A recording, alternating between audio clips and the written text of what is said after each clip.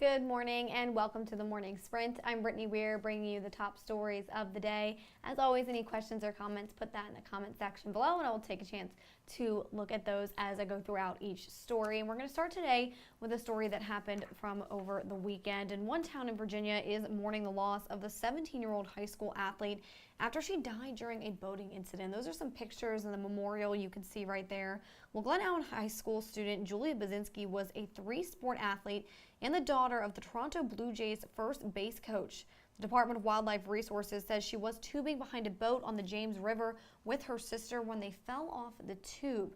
The boat turned to get them and a wave caused the propeller to hit her. The department wants to make sure people continue to take precautions for all water activities. So before people leave for the trip on the water, we would ask that they create a float plan so they let someone that they know be aware of where they're going when they expect to be back.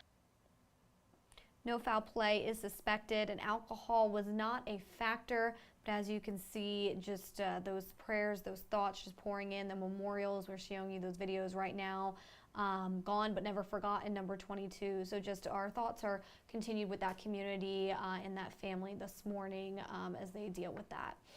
And lane closures still exist in the town of Vinton after a fire destroyed apartments and businesses over the weekend. You can see that as footage from this weekend that we took from that fire. Well, according to the town manager, the closures could last at least 2 more days.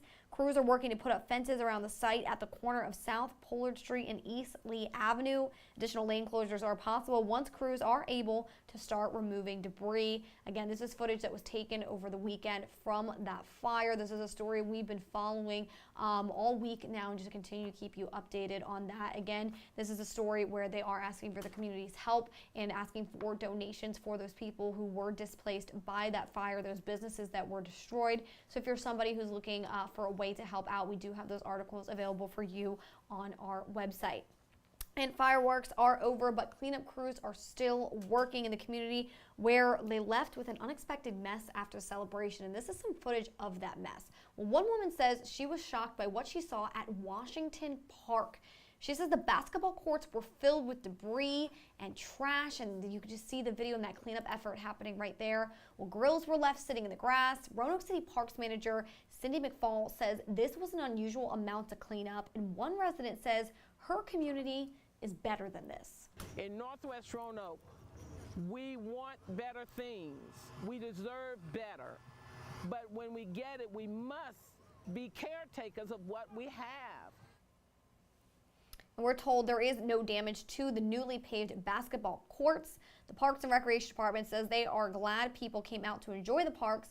They just ask that you clean up after yourselves when using them. So a big community effort yesterday. Again, this is footage from yesterday of them coming together, working to clean this up after the 4th of July weekend. Again, this is another story we will continue to follow to figure out, what really led to that, kind of what happened and who left the trash as we start to learn more of these details. But let us know your thoughts on that story, and I will read those comments after I share this last story with you. And we do have some body cam footage that shows 3 members of the Alta Vista Police Department, including a rookie officer, jumping into action to revive 2 men who nearly drowned. So this is that footage you can see right there. Well, police responded to English Park just before 7 last night. They say they found one man who appeared somewhat responsive, another man who was unconscious.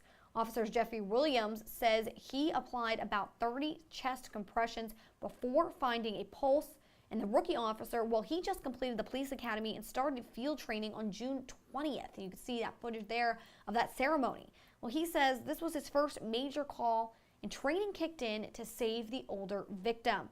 Well, police say both victims were conscious within 10 minutes. And this is an incredible story, just shows those life-saving efforts and how many chest compressions you need to do and just keep doing.